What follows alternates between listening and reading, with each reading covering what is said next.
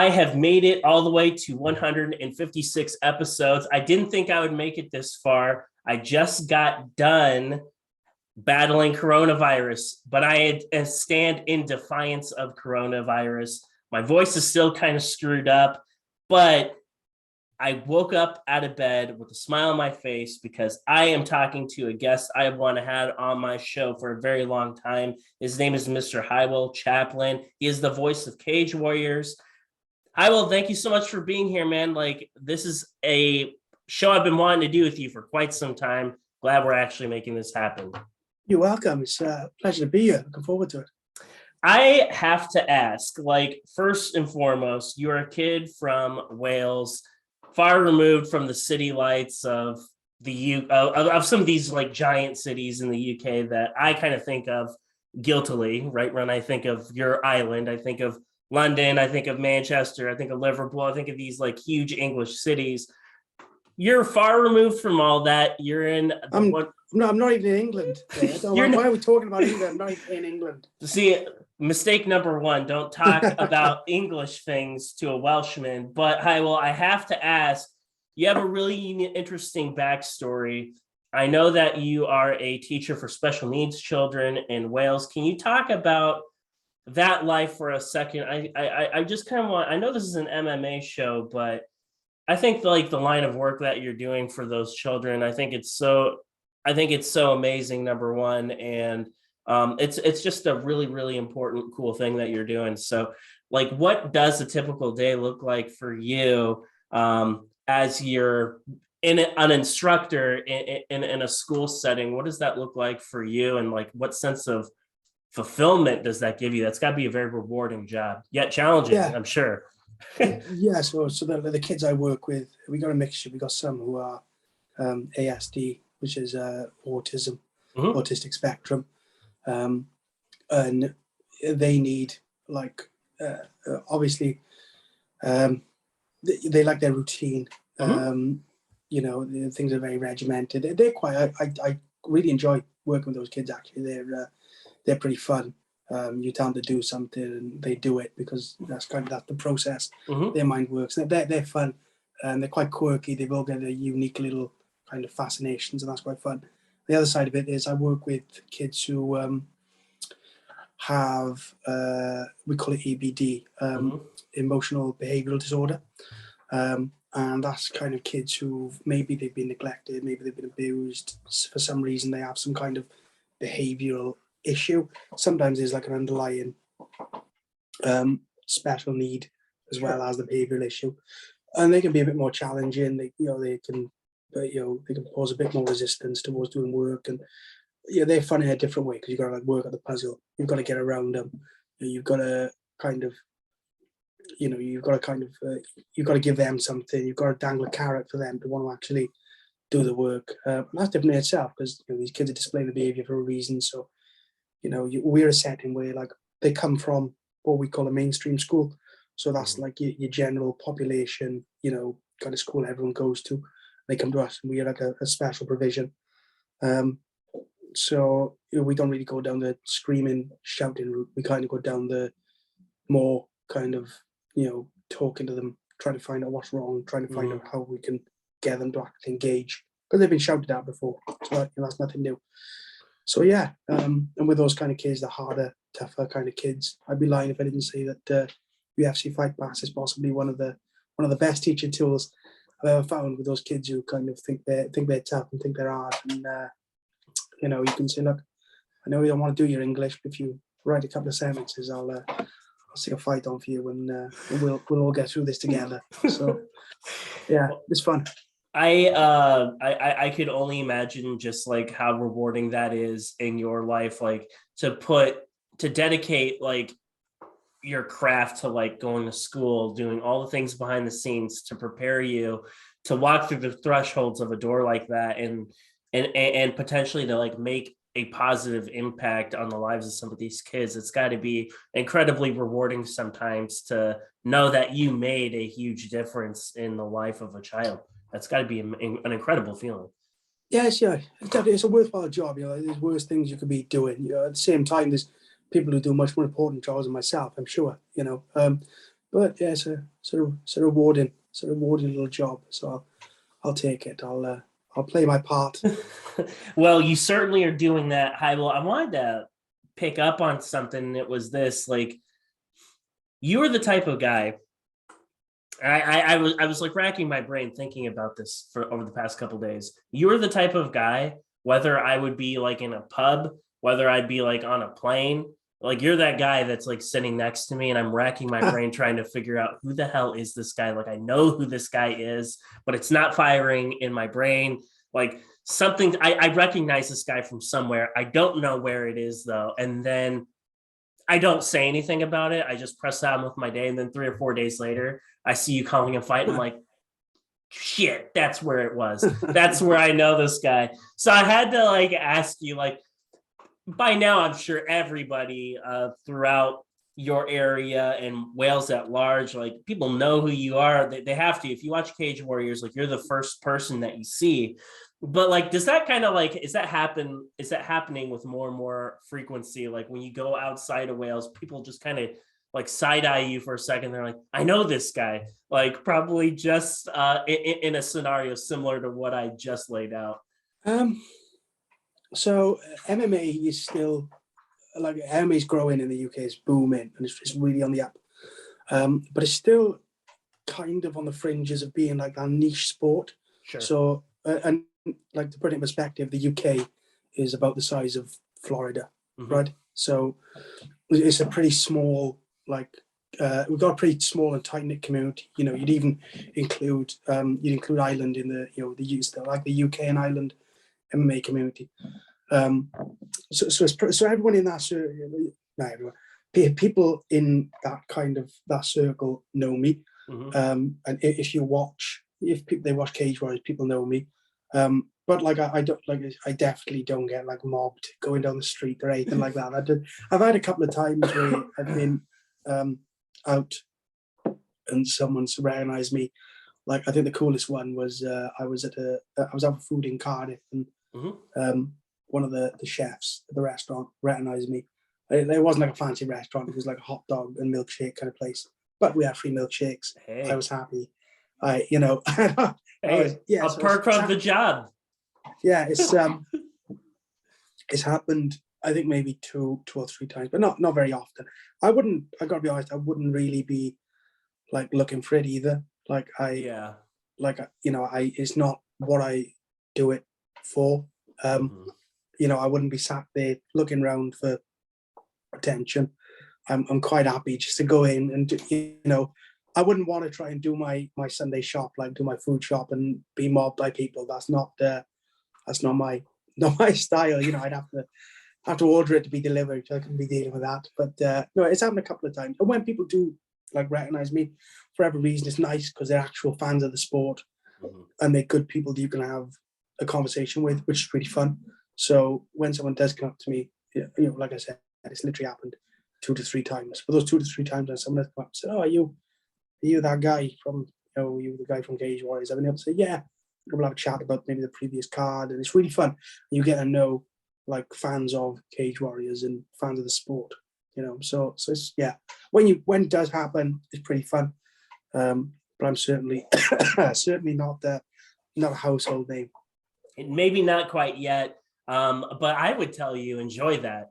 There's nothing more than just being able to like live life as like a regular guy. I love it. I absolutely really like put a premium on my privacy when I'm out and about. I'm kind of, people kind of are surprised every time I say this, but it's like, you just catch me in my like podcasting personality, how like my personality, like when I'm away from like a camera, when I'm just going about my regular day-to-day life, I'm actually kind of quiet. I'm pretty reserved, and people are always like kind of shocked when I tell them that. But it sounds like you and I have like a very similar temperament. You've said some of the same things in other interviews before, where you've just been like, "Yeah, I'm actually pretty low key. I'm actually pretty quiet," and I think people are a little surprised at that. Yeah, no, I don't walk around and I'm sure people will be shocked. But I don't walk around in a white tuxedo. Oh, that does shock me. And yeah, I don't announce to the cashier like I'll have 4 eggs like that. You know, I just pick the eggs up and say, I pay for the eggs, please. Like it's yeah. That's something else. One of the things that has been one of the things that has made a huge difference in mixed martial arts here in America is the pandemic. Well, I've been talking about this lately. I don't know if MMA would be quite where it's at without the pandemic.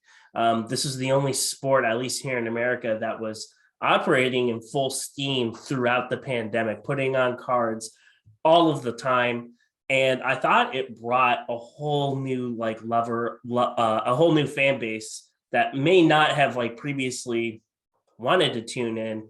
Well, guess what? Their football's gone, their hockey's gone, their baseball's gone, basketball, whatever. So like you have a whole bunch of other people that are like interested in the sport now. I'd imagine that same thing kind of happened in the UK as well to an extent. And I'm looking back over the past 2 or 3 years and seeing like this explosion in popularity of the sport. And my theory is a lot of that probably has to do with the pandemic. They showed up during the pandemic and they've never left. Can you talk a little bit about just over the past 2 or 3 years, particularly in Wales, just the explosion of the popularity in MMA? I would imagine from when you first started out in Cage Warriors compared to what it looks like today, that landscape is completely unrecognizable. Yeah. So I think you're right. I think we did bring through fans through the pandemic when you had shows like the UFC that were putting cards on, Cage Warriors putting cards on. I think that obviously brought a new set of eyes to the sport. I know for me, like I got mates who were big football fans, so that'd be soccer. To you guys in the US, like, and or big rugby fans, and people I work with, and they ended up like I got a guy, one of my mates, who's like pretty big into MMA now, who I work with. He knew about the sport, he wasn't massive into it, but now he's pretty up to date, and like he's sending me his picks for like the weekend's cards, and I'm like, oh, okay, like this, like yeah. So you're right, like the sport's grown, the eyeballs on it have changed and grown a little bit, which is nice. I also think that the sport is still in its infancy. Like MMA isn't even 50 years old. So like I think the amateurs have a lot to do, and the youngsters, the kids, have a lot to do with the sport growing, because we like there's loads of kids excited and involved in the sport. We just haven't seen them yet. That's my kind of take on it. Like we've got loads of amateurs, loads of high level amateurs, loads of really good prospects, especially in Wales. They just haven't come through yet. We haven't seen them yet. Like they're kind of like waiting in the wings for their chance on the professional stage. So it's like we've got this big backlog almost, even more so because we couldn't have amateur MMA events in the country. So I think the explosion was always going to happen. I think for people in the scene, we could kind of see it building up, almost like a pot about to bubble over. Like we could see the scene getting busier and busier. We could see gyms getting busier, kids classes, teens classes, these youngsters really coming up. And I mean, so I trained in MMA as a kid, with friends from school, and there were maybe 4 or 5 of us that I can think of who trained, and we went to we did a kids jiu-jitsu class. We joined in with the men's class. When I think back to like the numbers and the skill level that we were at then, like I feel like both of those have increased when you look at the kids classes now, and that's just in Wales. Like the kids classes numbers have increased, the skills have increased. You've also got things like the IMAFs and stuff, which I think that's what's accelerating in one part the popularity of the sport, because you've got kids involved now, and then that brings on board parents, bring their kids who get involved, and I think it all. So yeah, I think you're right with what you're saying in terms of the pandemic bringing new eyes to the sport, but I think that it was always going to happen, and it was always kind of a bit of a natural progression because of how young the sport is.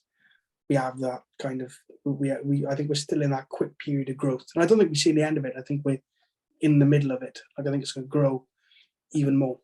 I think one of the things that's so fascinating about MMA in general, and think of it, uh, think about the barriers of competing in MMA, and don't get me wrong, there are quite a few, but not nearly as many as like competing in football, for example. Like if you're trying to play football in the UK for at the highest level in the Premier League, it's like the intangibles that they look for. You have to be a certain build, like you have to be so tall, like you have to have so much explosion to you, your cardio, like there's this an intense map of attributes that they're looking for.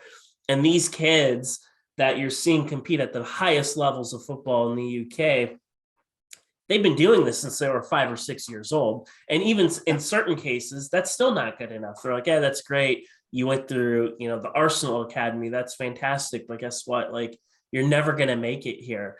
And when I think about like MMA, like, yes, there are barriers. Yes, you have to demonstrate certain proficiencies, but it's nowhere near like any of those things I just mentioned. Like, for example, if you're not 6 feet tall, you're not going to be a keeper in the Premier League. It's just not going to happen.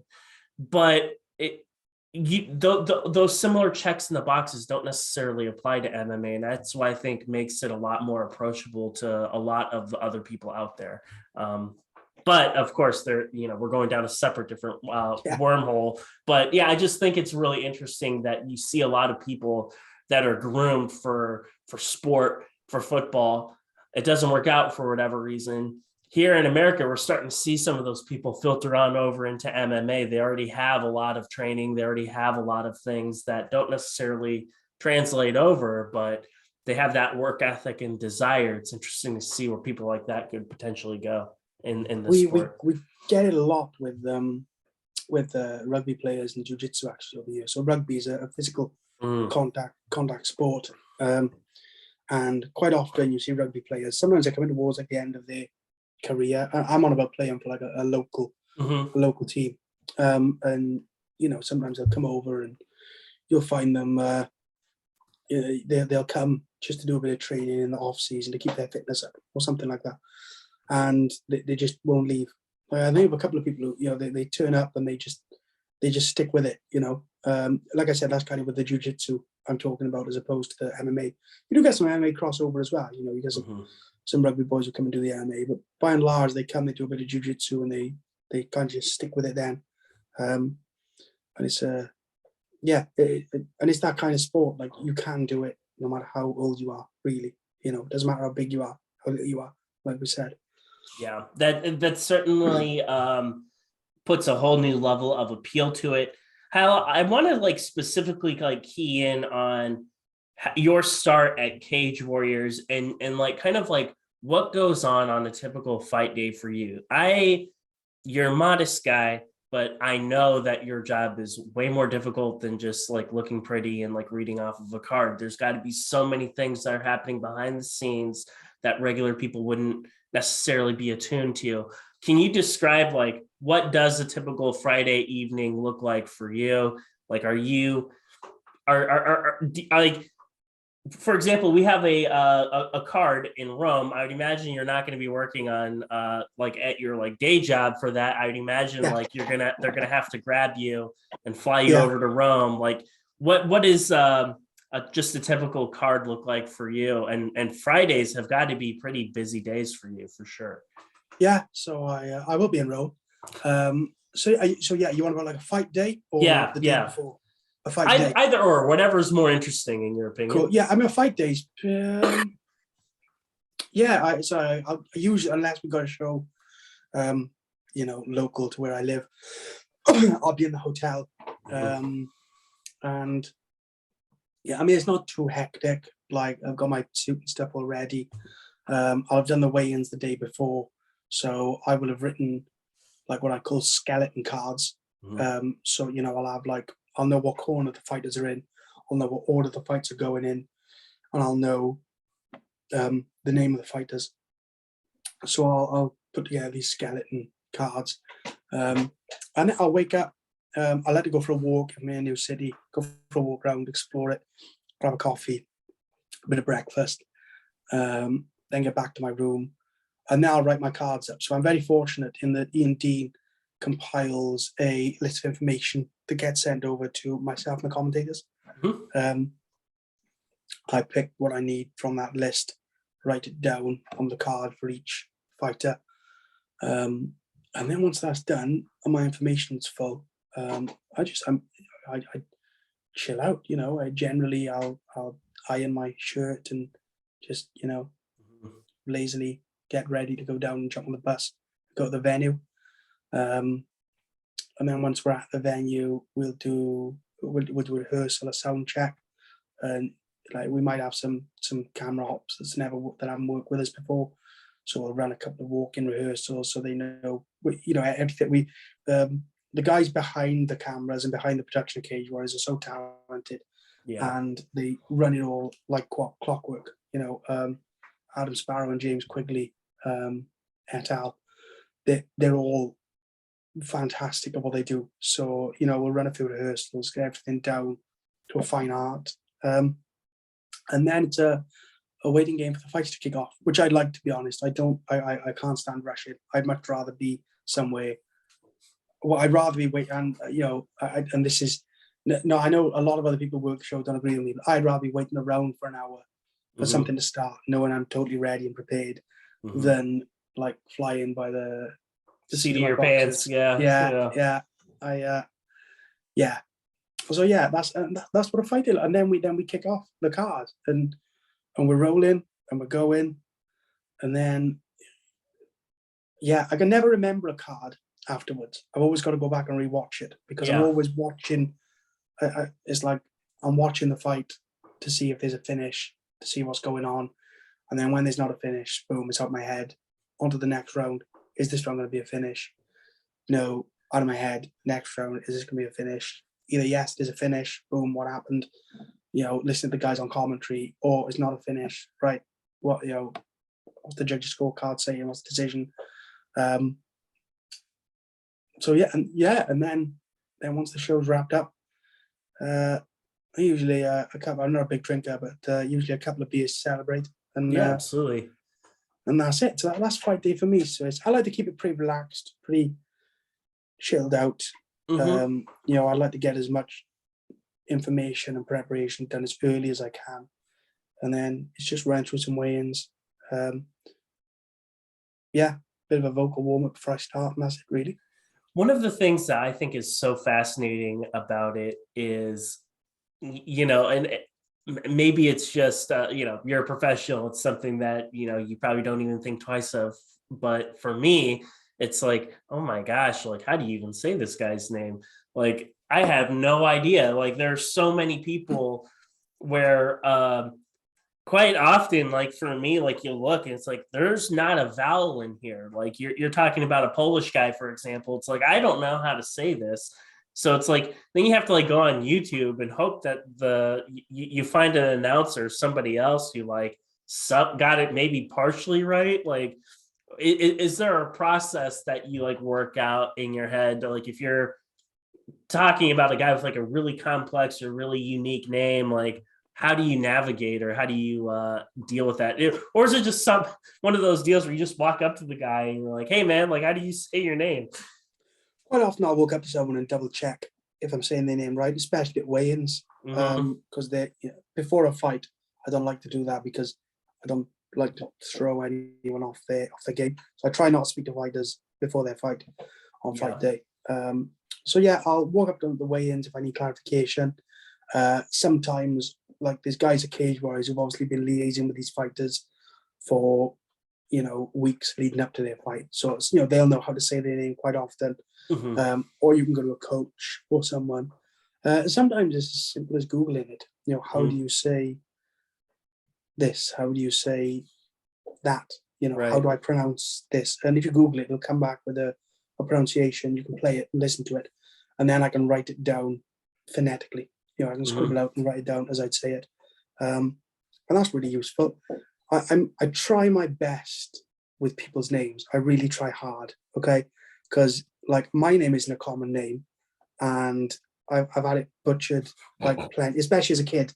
Like someone had come in to teach us, and one of my friends is called Ian. Okay, so it's Ieuan, and we'd be called like Hywel and Leon, and we'd have and people would call us stupid, and I always remember that.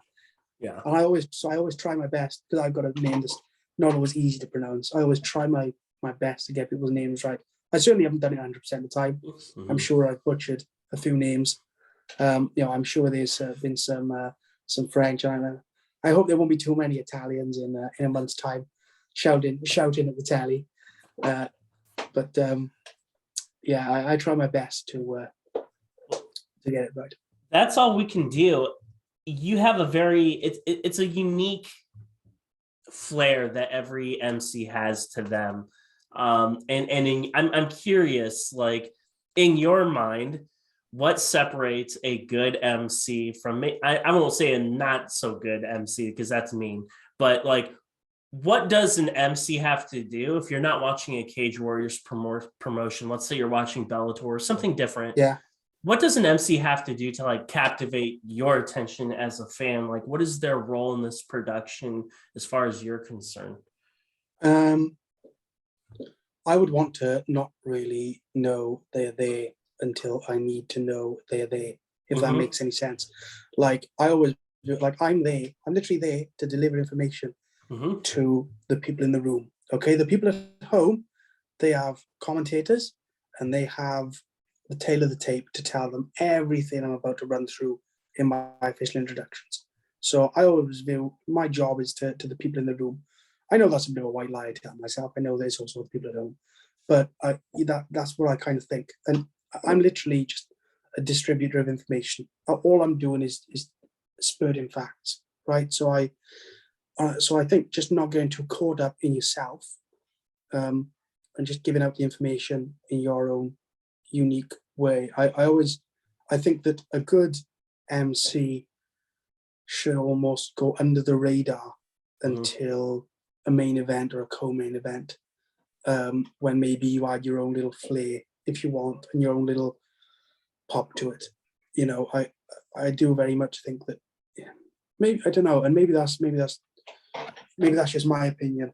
I'm sure there's other people who disagree and who think that you should be a bit more present and a bit more of a star of the show. But like, in my opinion, the fighters are the star of the show.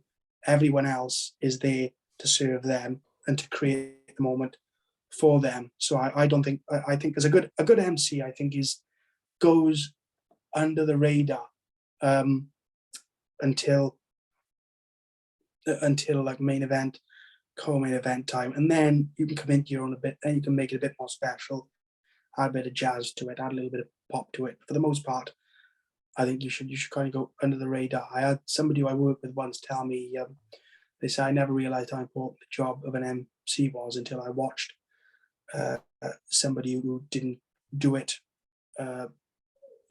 particularly well. And they were talking about a local, a charity white collar boxing show. I don't know who they were on about. I have no idea. It was a friend in work who said they went to watch someone they knew fight, whatever. But they said, I never realized how important the role was until I saw a bad one. And I said, well, why? And they said, well, I just kept thinking how bad they were and how much they were trying to make it about themselves. So yeah, it's about not, there's no need to think yourself. It's like, there's no point. You're there for the fighters, you're there to distribute information, so give out the information. You should go under the radar until maybe the main event or co-main event. You can add your own spin on it. That's my take. Do you think it's fair to say that you're like garnish on a plate, maybe? Like, when you think about your dinner, right? You think about a big fancy steak and maybe like a potato, and then you'll have like some fancy fennel or something really cool that's like decorative on the plate. Well, that to me is like the ideal MC. It's like you're there to like complement the things that are already there with a peppercorn sauce. Exactly. Yeah. Right. Yeah. No. Yes. That's true. To be fair, I mean, it's look, nobody. If you think about MCs, commentators, and fighters, right? No one's going to tune in to watch an MC and listen to some commentators jabber. They want the steak, right? They want to watch the fighters. So Mhm. yeah, that's a you don't order a steak for the chips. You order a steak for the steak. Exactly. So, or the fries, as you'd say. But yeah, so you're right. Yeah. And So I was thinking to myself, it's just like, yeah, that to me is what a good MC is. Like, they don't overpower the steak, but like they look good. They're there in the moment, and they just kind of like bring everything in together. I think that's what you do a really good job of, is just kind of like bringing everything together. It's one of those things, you mentioned it before, like you don't really understand or appreciate what it is that you have in the form of a really good MC until all of a sudden they're not there. Like Bruce is a good example. Like you get Bruce, like let's say he retires with his kajillion dollars and go lives on a chalet in Switzerland somewhere, and he's out of the game. You're going to like, we're so accustomed to him. We're so accustomed to what he has done for the sport. He's been around since the very beginning. When he leaves, it's like, you kind of notice that, like you kind of notice his presence is gone. Be really noticeable. That'll be their big shoes to fill. Right? Like even if there's a card where he just happens to have that night off, it's like you still realize or notice the void that he leaves behind. Yeah, I will say that Joe Martinez, who fills in for him, he's actually fantastic. Does a sterling job. I think he's one of the best MCs in the game. I'm gonna put my chips on the table. Like I think Joe is one of the best. In fact, we used to have cards in Wales when Joe used to come over and MC for Cage Warriors in the UK, and like I used to go there, and like a big part of it used to be like, I don't watch Joe because Joe is sick, and Joe's good. Joe's never met the guy, but he's a good MC. He's a very good MC. He is a very good MC. Before I let you go, I wanted to ask you, Cage Warriors, they're coming out to California now. We're starting to see an expanded presence on the West Coast. What is it going to take for them to like grab you and throw you over on the West Coast? That's got to happen, right? That I'm sure you've been wondering, like, okay, like what do I have to do to like in order to like MC for one of these San Diego cards? I'm sure you've earned it. I don't know, man. I mean, like again, that's Joe Martinez's spot, and respectfully, I would never try and take that away from him, because guy's a legend. He inspired me when I was coming up as an MC. So yeah, I don't know if Joe was ever unavailable or couldn't do a card for whatever reason. I would obviously love the opportunity to come over and do what I do for you guys stateside. That'll be fun. But Joe's a very good MC, and I would never try and take a spot. Absolutely, but let's hope that wouldn't be fair. It'd be fun to get over. It would be fun to get over, and let's hope that Joe has a prior commitment with the UFC, and he's no longer available. And then it just so happens we have a vacancy. Nobody's feelings get hurt, and you get to enjoy the Southern California sunshine for a little bit. Why not? Why not us, right? Hey, I'd happily come over as a fan and enjoy the Southern California sunshine, especially looking out the window today. I would imagine that, closing my eyes, what is it like stereotypical UK weather? Is it like rainy and cloudy and whatnot? It's not raining, it's a bit overcast. It's that sounds lovely to me. I could use like some time out from the sun. It's probably like 30 degrees out here right now. It's going to be a hot one over here for sure. Yeah, we'll do a house swap. That sounds a plan to me. Hey, you can come over here. You can roast in the sun. I will. I don't know. I'll just go hide out in the rain clouds or whatever it is that you happen to find yourself in. That sounds refreshing, actually. Hi, well, thank you so much for being here, my man. I really enjoy getting a chance to make your acquaintance and to learn a little bit more about you. Did you have anything? Were there any like thank yous or anything going on in your life that you wanted to let your people know about before I let you go?